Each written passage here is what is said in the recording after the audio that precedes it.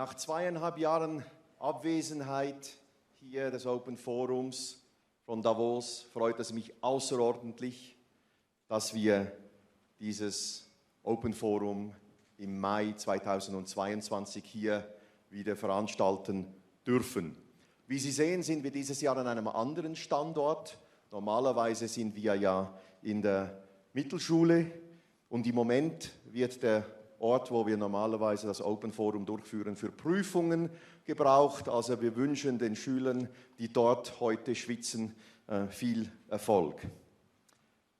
Das diesjährige Open Forum hier wird sich mit verschiedensten Themen auseinandersetzen.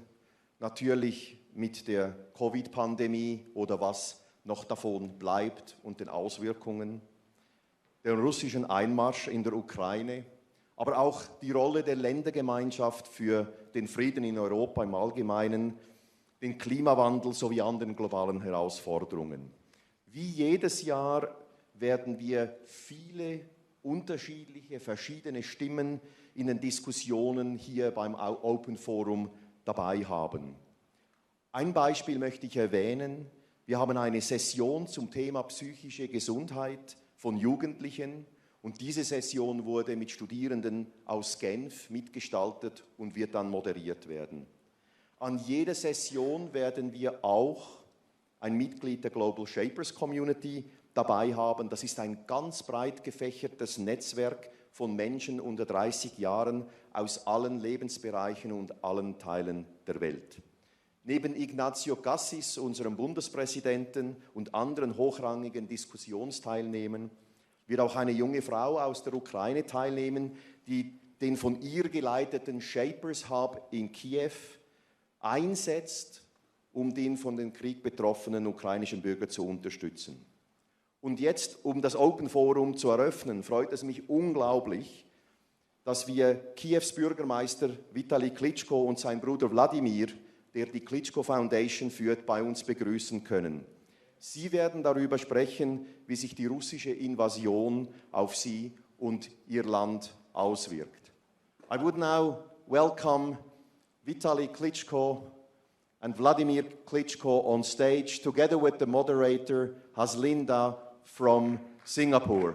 We're really honored that you're here with us, that you take time out of your busy schedules and share with us what the situation there is. Thank you very much for being here.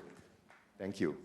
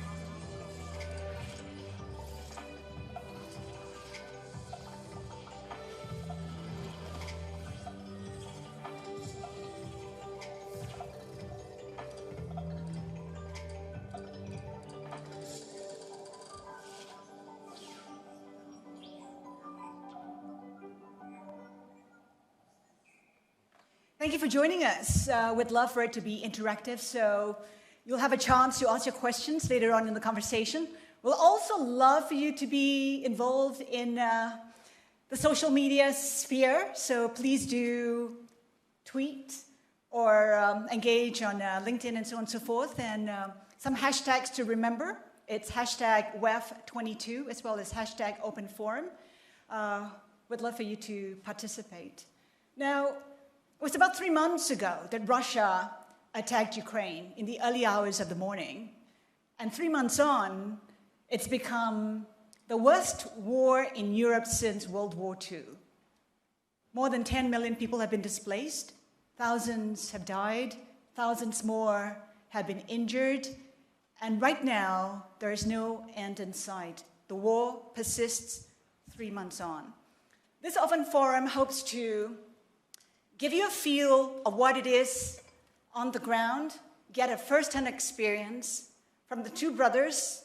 I'm sure you're well acquainted. Between them, they have 40 global titles, so I've never felt safer. But they've never fought each other because it is a promise that they made to their mother. Never fought each other. That's right. Vitaly, Wladimir, good to have you with us. First off, give us a sense, 3 months on, how it is like on the ground. What's morale like? What's the mood on the ground? Vitaly. Can I starting? First of all, it's good to see you, every one of you. Great atmosphere, mountains, sunshine. Spring almost finished, and right now summertime. Everybody have plans to vacation. The peaceful atmosphere. At the same time, a couple of thousand kilometers from here, died everyday people. Young people, old people, women, children, died. It's difficult to compare it right now as a great peaceful atmosphere and war somewhere else. It's difficult to understand that. First of all, a couple of minutes. I know we have 30 minutes time for this panel. That's why I try to put the whole information. Everyone have to understand the reason of this senseless war. The reason we Ukrainians want to build democratic country, want to be the part of European family, and it doesn't accept from Russian Federation. They see Ukraine as part of Russian Empire. It's a very important puzzle and vision of Mr. Putin to rebuild Soviet Union. They talking right now in Kremlin about Baltic countries, Poland, former Soviet Empire, and is a reason. Is a reason. And everyone have to understand. Right now, the Russians break all rules, break all principles, and it's not the war. First of all, never believe in Russia. They always cheating. Coming back, 1994. Ukraine was third country in the world with nuclear weapons. We give up our nuclear weapons as goodwill with a guarantee our independence and territorial integrity. And Russians was one of the countries who give to us the guarantee. Fact. Crimea annexion. Annexation of Crimea. Everybody know from beginning the Russians stay behind that, and the people with military uniform without identification is what the Russians told us. It's not our military. They was, and everyone know that. Donetsk, Lugansk, the Russians told us it's civil war. But everyone know, without money support, without propaganda, without the weapons delivered to this region, it's never ever happens, this conflict. Right now, the Russians stalled special operation against the military forces. Thanks God, in Kyiv was a lot of international journalists. They immediately go to Bucha, Irpin, Borodyanka and see the horrible images of liar, special operation, killing children, women, old people, destroy the cities.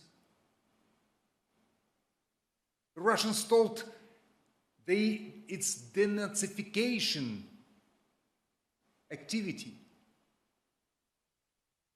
The people coming to government, Nazis, radicals, fascists, who hated Russians, who make a pressure to the Russians. I told to my friends in Russia who told me that, sorry, we are both in our bodies. half of Russian blood because our mom is Russian. We have nothing against Russian nationality. We have a lot against Russian aggressive politics. 70 nations live in Ukraine. Ukraine always peaceful country, where live peaceful people. We never was aggressive to anyone. But right now we have to fight and have to defend. And also, one message is Ukraine surprised many in the world. We stay in the front of one of the strongest armies in the world, Russian army. And how we fighting so tough? Simple explanation. We Ukrainian defending our children, families, our future for our children. And Russian soldier fighting for the money. Give question for yourself. Are you ready to die for the money? Or are you ready to die for your children and your family? The simple answer. Why Ukrainian soldier fighting so tough? We defending our country, city, families, and future of our children. Vladimir, Sorry, yeah. let me just pose a question to Vladimir. I mean, we talk about fighting, resisting, and I think the Russians themselves have been surprised by the resistance from Ukraine. Talk to us about how much longer the Ukrainians can fight for their country, considering the bombardment that continues. It is, first of all, a good day here in Davos. Peaceful day. This fighting will remain as long as we're alive. We are Ukrainians, and I believe we're over 65 million Ukrainians around the world, and 45-ish in the country. There are probably 10-ish refugees that left the country, moved out of the country, relocated. There are families, as you heard from the mayor, families, friends, relatives are connected with each other.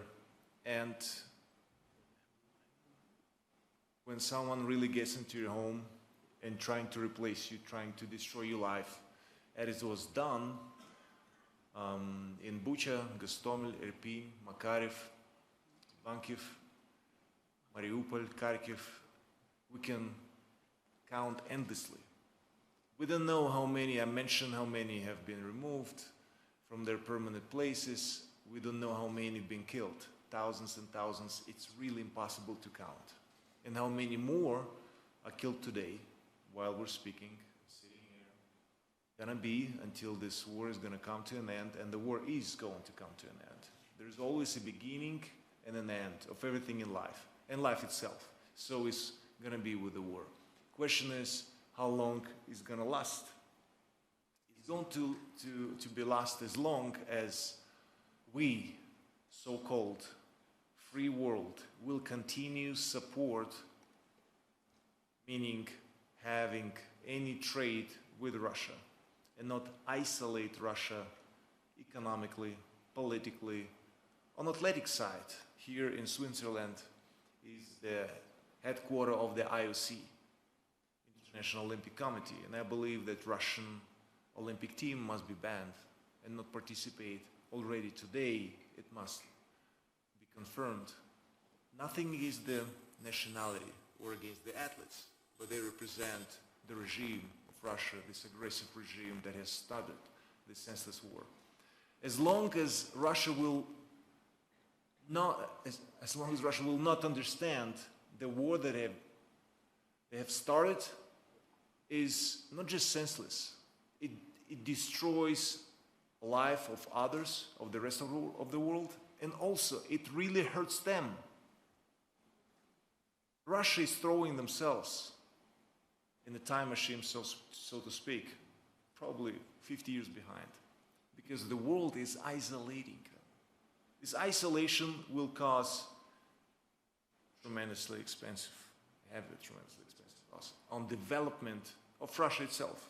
It's going to slow down us, but we must show it with one front that we are against this politics, this policy, this war, that there's no guarantee gonna roll further, as Russian propaganda has announced already that Ukraine is only just the beginning. So obviously, speaking of the ambitions of Soviet empire, so to speak, probably Romania, Moldova, Poland, other countries, DDR, so-called back then in Soviet time, might end up be point of interest of the Russian aggression, which has been already, as I said, in their propaganda announced. So I believe we should take this really seriously. And I know it's so tough to read the news and have empathy for someone that you really don't feel, that you really didn't see, didn't smell, as we had it to see and observe in Bucha, where civilians, teenagers, been tortured. You could see that. Their hands were behind their back. They were on their knee, executed with a headshot. In underground, on the streets, in the car with the civilians that had been driven, their children or a family in this car, and there was clearly put a sign, children, was smashed by the tank, flattened. You could see the remains of the bodies of the civilians. And this so-called special operation is not against other army. And listening and knowing the propaganda, Ukraine was a mistake of the history. Just understand it, what Russian propaganda is saying. We, Ukrainians, are a mistake of the history. Basically, we shouldn't exist. What is happening in Ukraine, it's a war crime. And this justification through media, of course, there are weapons, there are chemical weapons, there are nuclear weapons, but I believe that the most dangerous weapon is media, state-controlled media. Guess what? I watched TV this morning. Russian TV. Yes, here in Switzerland. Russian TV in my hotel room. And do you know what I saw there? Mariupol, Ukrainian city, that has been completely destroyed by the Ukrainians. Thousands of the civilians being killed by the Ukrainians. My jaw dropped off. How could that happen? And how this ban, this isolation of this propaganda that destroying the person from the inside out. And probably those soldiers, not just they're going for money, but they're also brainwashed. Their brain is poisoned with the propaganda. They believe they're fighting fascists and Nazis. And who knows what other justification is why they're doing it and killing. So, and I believe, especially here in Switzerland, and Swiss always been neutral to a lot of conflicts and just trying to stay away of that. And I would say, kinda understandably, when two armies are fighting each other, the third party cannot be involved. But when an army is destroying infrastructure, we have 5 nuclear power plants, 5, and with multiple reactors. And one of them that has been captured by the Russian army and holding as a hostage in the Zaporizhia region, and Energodar is the city. It's so big that if that goes off, and this is the biggest European, if not the world's power plant, rockets were flying above it. The fire was extinguished just there was a month ago. So all fighting and grenades and everything was landing right next to those reactors. The the consequence is going to be severe, as world leaders of the free world announced it before the Russia invaded Ukraine. If Russia crossed the line, and I remember Joe Biden said it, and many others confirmed, Russia is going to have severe consequences. Those severe consequences being taken by the Ukrainians for like 2 months. Slowly, the world is realizing all those lies, justification of Russia, why they invade Ukraine, business, because we're all depending on Russian oil and gas, energy. We're like drug addicts, gas and oil addicts, and coal. They've been provided because it's so simple to get it from Russia, but we never thought about alternatives. And now Russia is using it, as we see with other countries like Baltic countries, Lithuania, Estonia, and Latvia, Poland, that have been turned off their gas, Russian gas. And I believe that the world must wake up even earlier, but thankfully, better later than never. And the sooner we will realize that this war is not just somewhere in Ukraine, 2,000 kilometers from here, or less. It's going to touch us, and this war is going to knock on our door. And I have to repeat these words that was said by the Ukrainian president, Zelensky, just moments ago. And it's just like waking up and asking yourself, what have I done to support Ukraine? And it's not just always, sometimes I'm like thinking that we Ukrainians asking for help with a stretched hand. Help us, help us. Yes, we are screaming for help. We need it. How much do we need? When is it enough? It's never enough as long as this war is still going. So in the short term, Vitaly, what would you like to see from the US, from European allies, from the rest of the world, beyond funds, perhaps in terms of capacity? What would you like to see?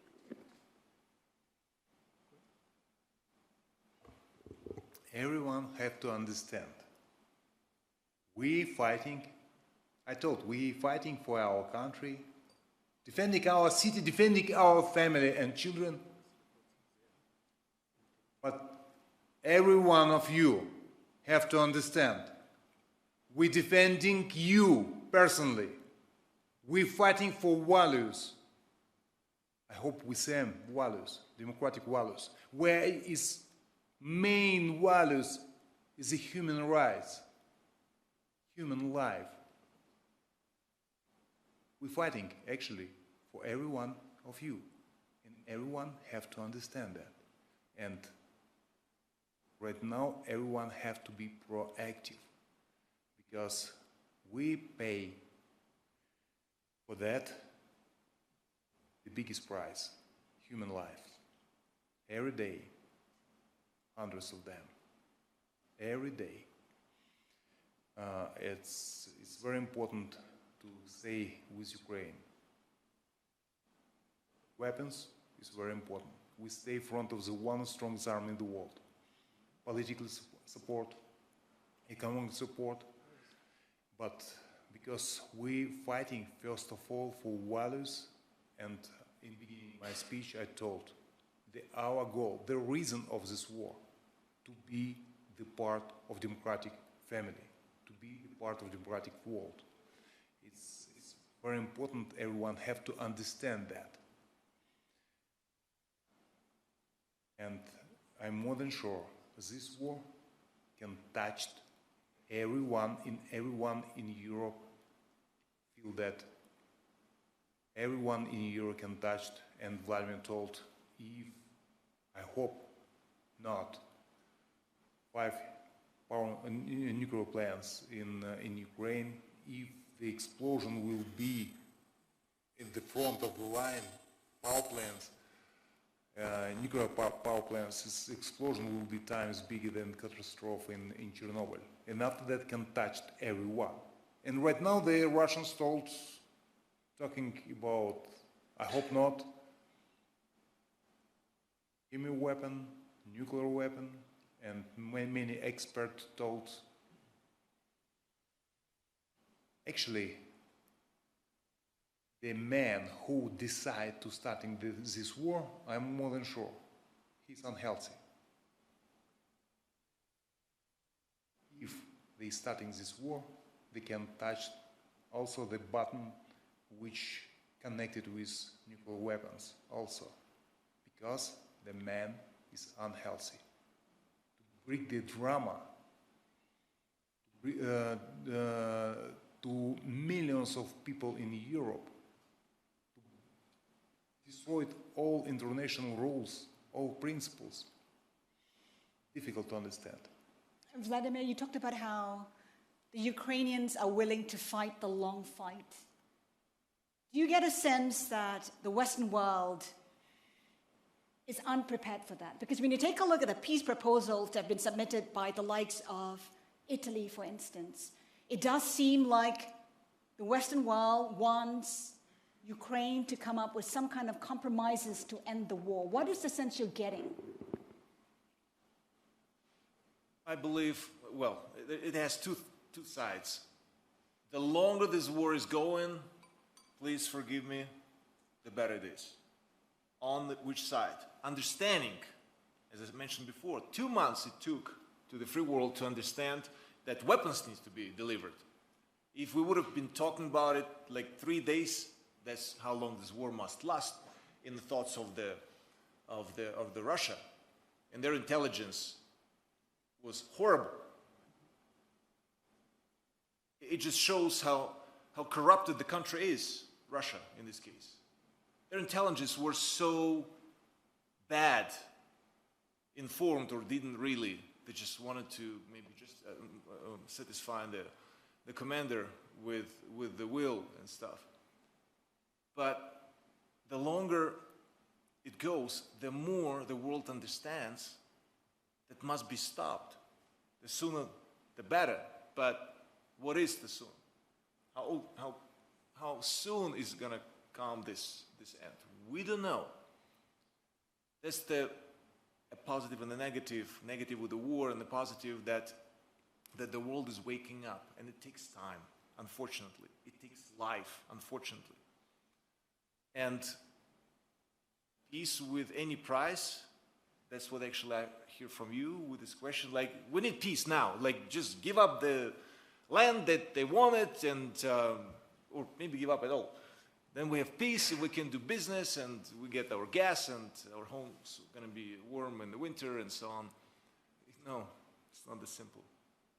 If we give in this war, and I say we, the free world, give in, trust me, that's the beginning of the end. If we don't let the aggressor pay for as consequence, pay with severe consequences for this aggression, the lesson is not going to be learned. We need to learn after this war is going to come to an end, and it will, as I said. We need to learn and study why this war happened and why it's going to happen again, if not by Russia, but someone else maybe. Why all of a sudden, and we've done it already after the Second World War, territories that belong to Poland or Germany or like Lemberg and Lviv to Hungary or Ukraine, so we're going to start it again. That means the lesson after the Second World War has not been learned. So I believe that now propaganda must be banned internationally. State-owned media only must be banned. We can endlessly count on all the lies and not true facts, not having a chance to like free access of internet, and we've heard that Russia is just like cutting the ends of any information that can possibly come from free world, because they must dictatorship in this case is just the worst case. Eventually, it's not going to last long. And people are going to suffer, not just in the country where this dictatorship is going, but also in the countries where others are connected through energy supply, for instance. That's why I believe that we must learn with this war. While this war is still going, we must learn. We need to wake up earlier than later. We need to act together. We need to have endurance. It takes endurance. As a former athlete, I'm going to tell you, I've been holding, do something good and talk about it, I've been holding the titles the longest in history as a heavyweight champion. And I've learned one thing. Endurance beats talent and masterpiece. Endurance.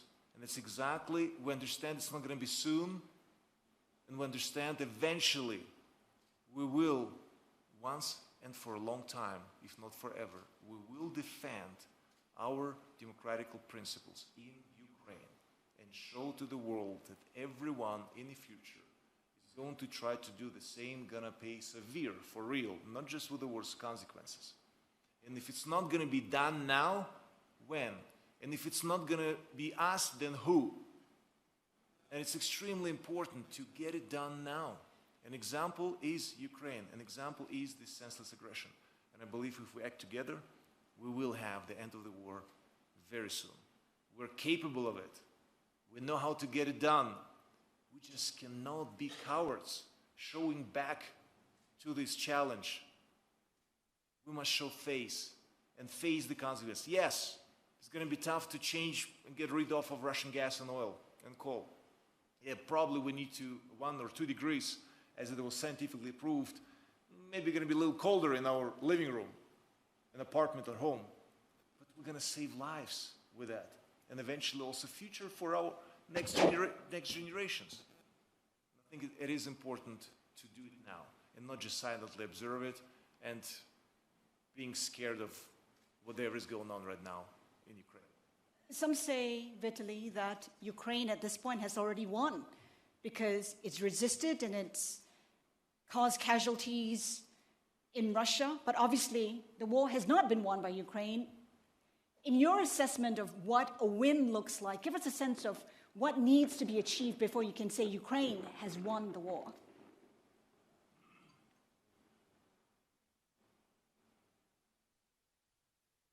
First of all, many times ask me the biggest wish. Myself, I guess every one of 50 million Ukrainians right now have exactly the same peace back to Ukraine. And Russians talk right now, let's talking about solution, compromise.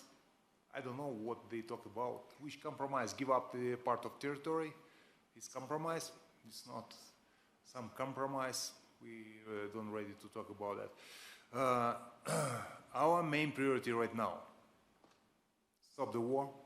The last soldier have to leave Ukraine, our territory, and our territorial independence and territorial integrity is main priority for us. And after that, the best, what we have to do it, give the services to all Ukrainians to bring the investment to develop the country. Actually, my dream before the war, I told to make my hometown, capital of Ukraine, great example to another cities and villages, and everyone have to say, we want to take exactly the same services as in Kyiv, to great infrastructure, to great life. And right now we don't talking about that. Right now it's total different priority. Right now, stop the war, peace back to Ukraine. When this happens, we don't know. Vladimir talked about that right now. Actually, everything depends from the somebody who's starting this war and can this person can stop in this war any second. But to be realistic and objective, He doesn't have another choice. We have to fight and defend our future. And we need help. We need support from our friends. And that's why thank you very much for everyone who supports Ukraine. It is a humanitarian catastrophe. Critical infrastructure has been destroyed, schools, homes. We know that talks are already underway with the IMF and the World Bank to talk about reconstruction even before the war ends. It's perhaps too early, but in your view, how should that be looked at? How do you look at reconstructing Ukraine, Kyiv, and everything that's been destroyed?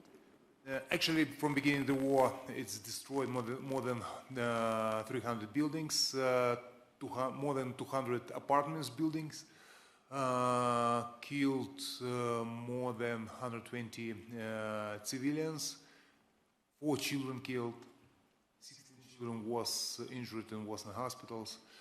But much more worse situation in Chernihiv, Bucha, Gostomel, Irpin, these small cities totally destroyed around Kyiv. They protect the city, protect Kyiv. If not, this city is exactly the same.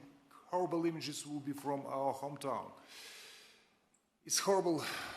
Thanks God we have international journalists in our city. They immediately make world report what was going on. But we doesn't have international journalists in Mariupol, in Kharkiv, in Slavyansk, Rubizhne, small cities, and there is really catastrophe. People need medication, food. They homeless right now. They doesn't have a job. They have to survive, and it's the next challenge for us. We help a lot, and thank you very much for everyone who sent humanitarian help to Ukraine. We need that in other city. Kyiv is in safe. Kyiv, we control whole situation. Everything's fine, but small cities they need that. On a personal basis, I know that both of you have gone through huge challenges in life, Chernobyl, the Iron Curtain. How would you describe your experience now fighting the war against Russia compared to what you've gone through before? I believe it's not just us.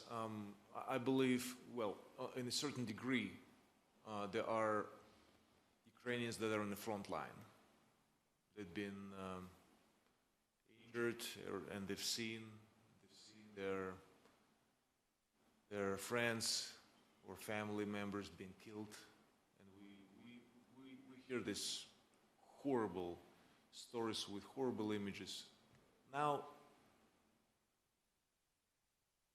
it's public information, and investigation from international court is still going on and will continue on all the horror of the war.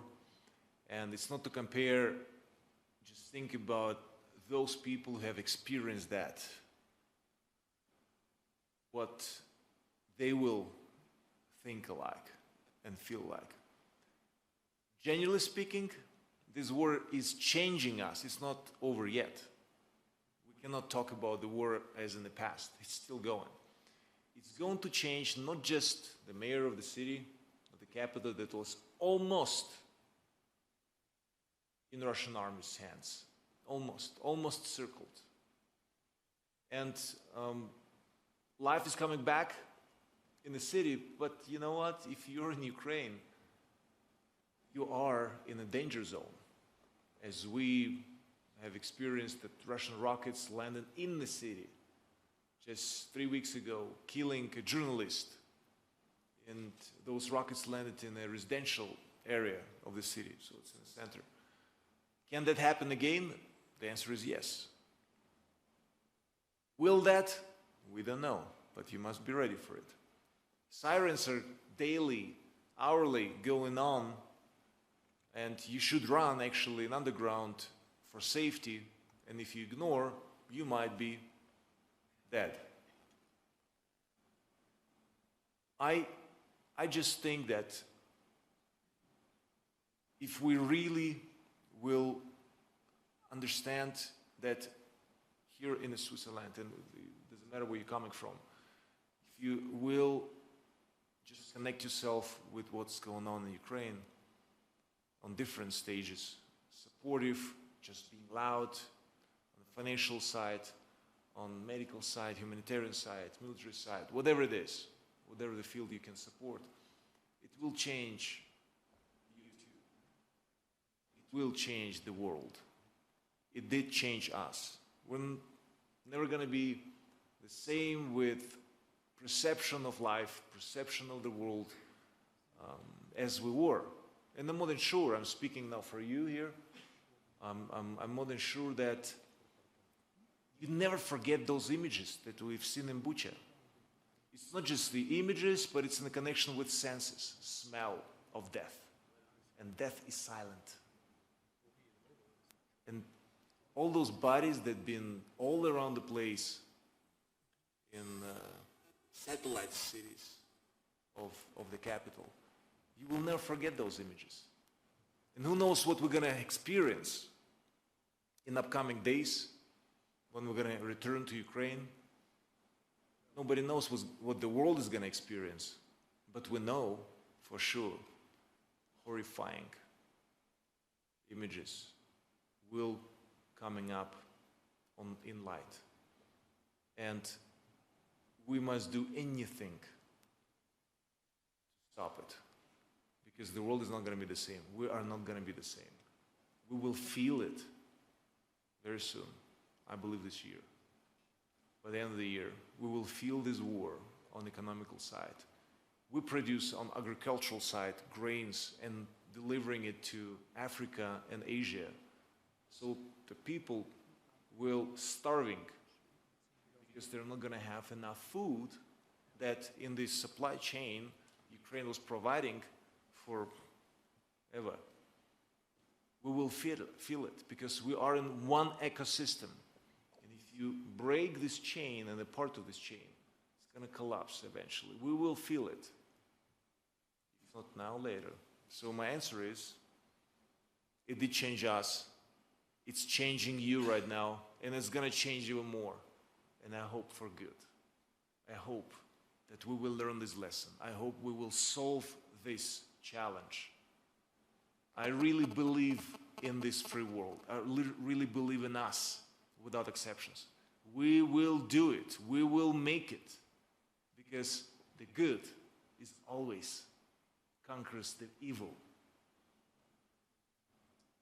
I'd like to open the discussion to the floor. If you have any questions for our speakers, if you could raise your hand, we'll direct the microphone to you and you can ask your question.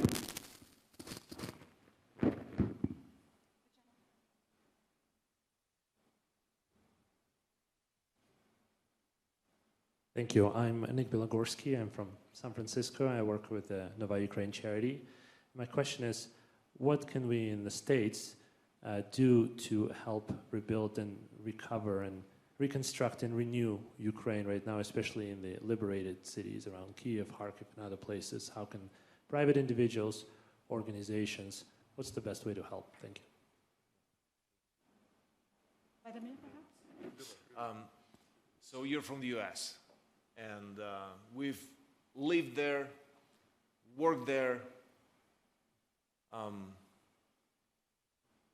children were born there, so it's, I totally understand where you're from and how you feel, more or less. I just want to say thank you to your countryman, in particular, Michael Dell Computers. We are living in a digital world that help us to collect, for instance, collect the evidence of a war crime that already happened with the surveillance cameras, with the footage that is observing, collecting, documenting.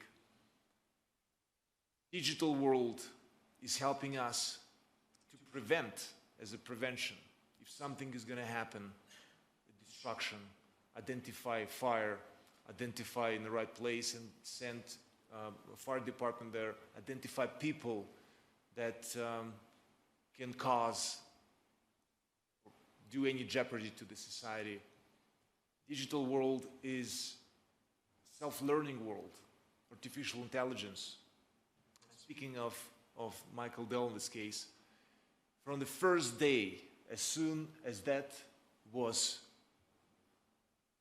asked to support us, it's been provided.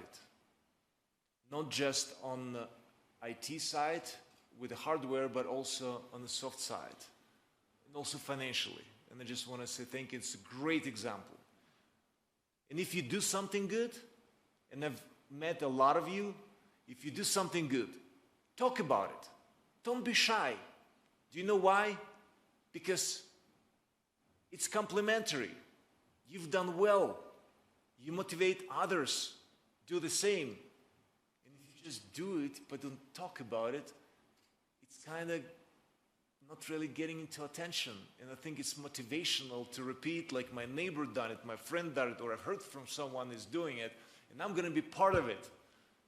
Entrepreneurship and entrepreneurship, as we know, you understand that you're a part, you're a small puzzle, but in a big puzzle, you're part of something big. And this part of something big contains from something like you.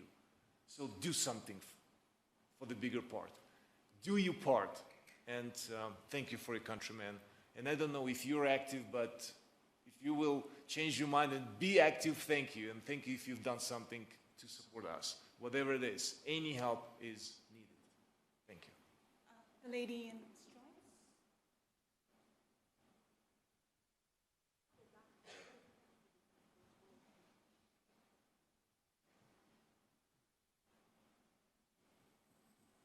Thank you very much.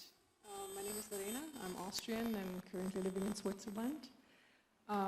15 years ago, I started to box in a semi-professional team, and you were my heroes over there. My career and also my hobbies have changed quite a bit ever since, and obviously yours have too. I was wondering, given your previous career and also the path ever since, what prepared you the most for the role you're currently in, not only on this stage, but on a global political level?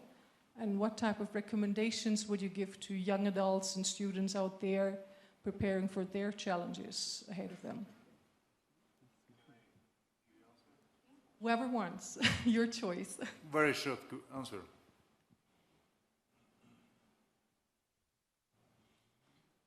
As former athlete, boxer, I tell you, people think make mistake. They think size is very important. How big are you? How strong are you? Is not. In every competition, in every battle, total different strengths. Much more, it's not important how big are you and how strong are you. The will to win, and it's very important. The spirit of fighter is very important point. It's play priority right now in current situation. Also, every Ukrainian want win this war. One example, I like life story. Morning 8 o'clock morning in my office, I received a call. The Russian rocket landed in the apartment building. I go immediately there, together with Vladimir. He looked in my bag, and immediately there, huge apartment building, I don't know, it's 12, 15 floors, huge hall, everything burning. It's man around 60, 65 coming to me, and he was, I was surprised, he was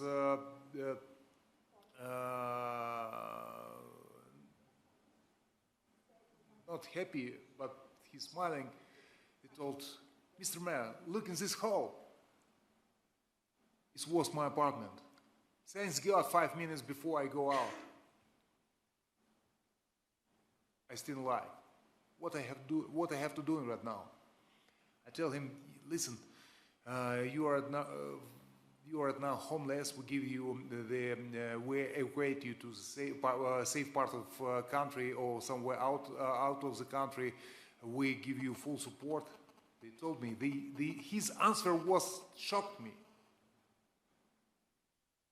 Sorry, I spent in this city all my life. Here live my relatives, my friends.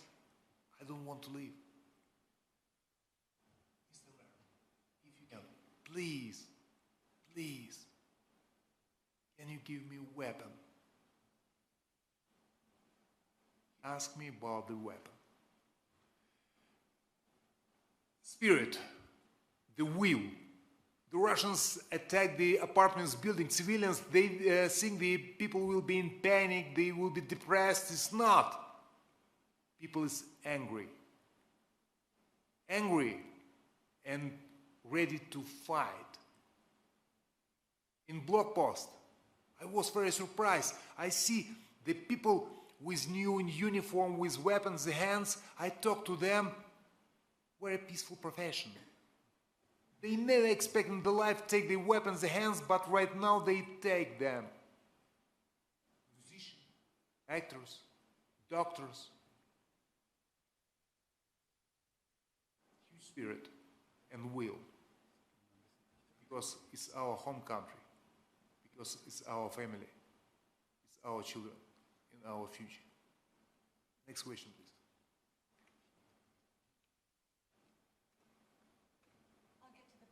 Later. We'll just take a question from this gentleman. We doesn't have so much time. My proposal: can we collect two, three questions and get the answer? Yeah, go ahead. So a short comment and question. So we at the AO Foundation, we're teaching online courses to your surgeons at the moment to deal with war extremities. They're watching them underground. They're learning from this. And so are your nurses, ORP professionals. But we also get these translated by Russian doctors who are helping us and are helping you, but they're too scared to say anything in Russia. What can these people do? We'll take that question and we'll take another question at the back, please. Yes, first of all, big respect to brothers, big respect to Ukrainian people. My question is, why do you refer to Vladimir Putin as Mr. Putin? My question is, why does international media respect to Putin, say President Putin? Everybody knows that Russian democracy is a joke, a bad joke. When do you start talking about a dictator or murderer? What would be your present term for this man? One more question at the front here, please. In blue. Francis Alexander Kessler, that I think is working with Vladimir, and I know that you're interested in things like leadership development and human development. So I wonder, first of all, how do you see the psychological development of people in Ukraine going forward, right? Because it's a very traumatic event. But second of all, psychological development of everyone here, right, and everyone else in the world, because I feel like we need to grow as people to move past this and to learn this lesson, as you say. Let's take the last question first.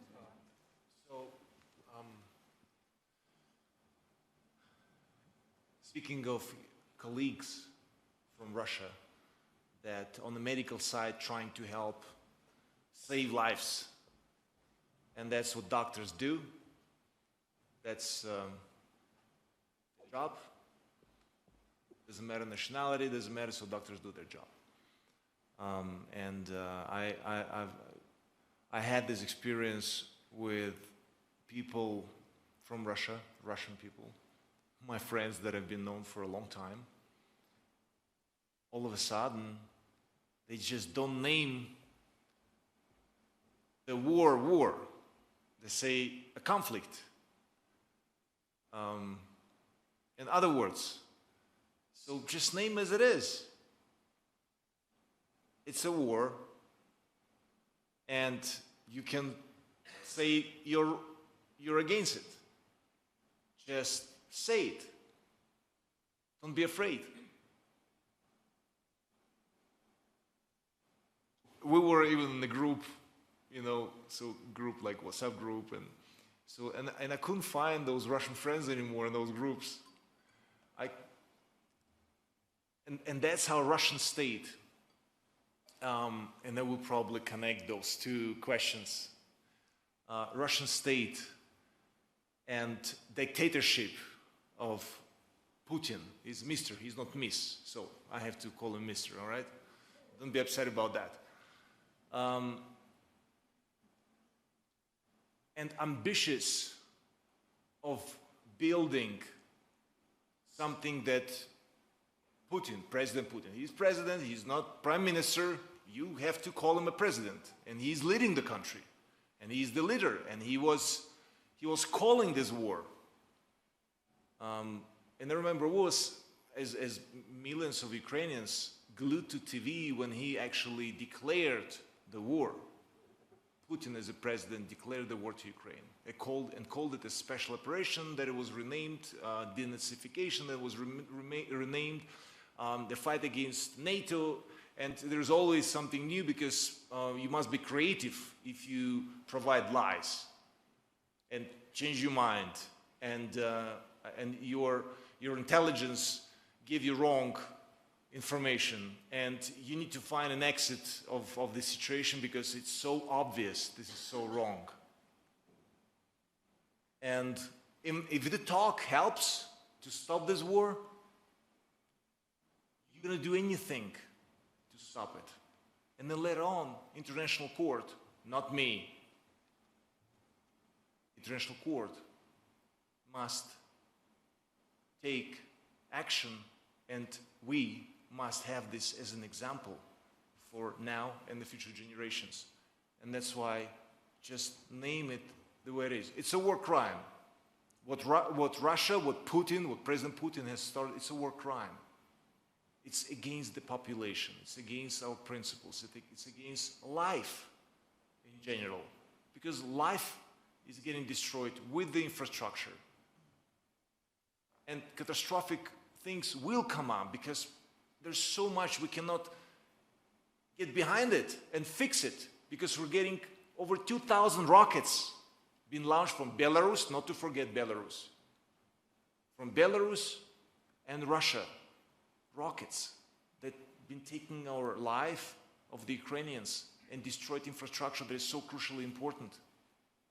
And that's why in this way, I would say that lies, what is it in German? There are probably Germans here too that understand. It's a German saying, das Lügen hat kurze Beine. So the lies having short legs, so you cannot run far and quick. So, but they've been very successful with that. They, meaning Russia in this case, with propaganda, with everything that I saw this morning on TV. And they're still going, but eventually it will have an end.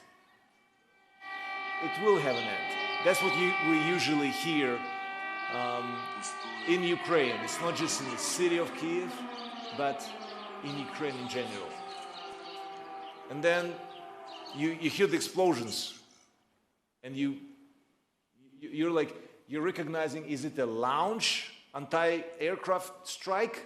So it's an exit or it's in? You just recognize on the sound. Was it landing or it was launching? And then the third question, and I'm sorry, I'm taking all this time. Alexandra Kessler, fantastic lady.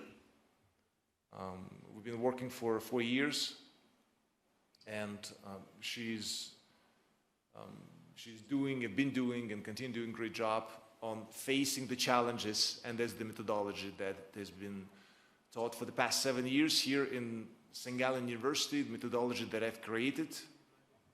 And she's the one who was defending her PhD and very dedicated to this methodology as well, that helps us in Ukraine, our military, our doctors, our teachers, not to forget that.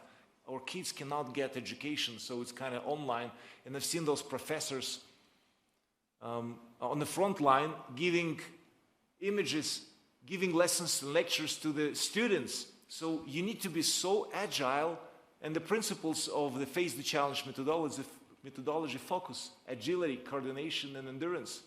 All of those principles, as a military man, woman, you need it. In war, in peace, in whatever you want to rebuild after the war, you need those principles, all of them, with endurance, tremendous endurance, and agility. So thank you. We're There was a question good in time. How do you build the psychology of the people? We're doing. We have not so much time because we have to move. And we plan 30 minutes right now. Already 1 hour. We explain about whole situation. We're doing everything in Ukraine. You in Swiss never heard the siren. It's mean in any second the rocket or bomb can landing in your building. It's not so far. It's not so far from here. It's very close. It's very close, and everyone from you have to understand it. We do it everything to stop this senseless war, to stop the people.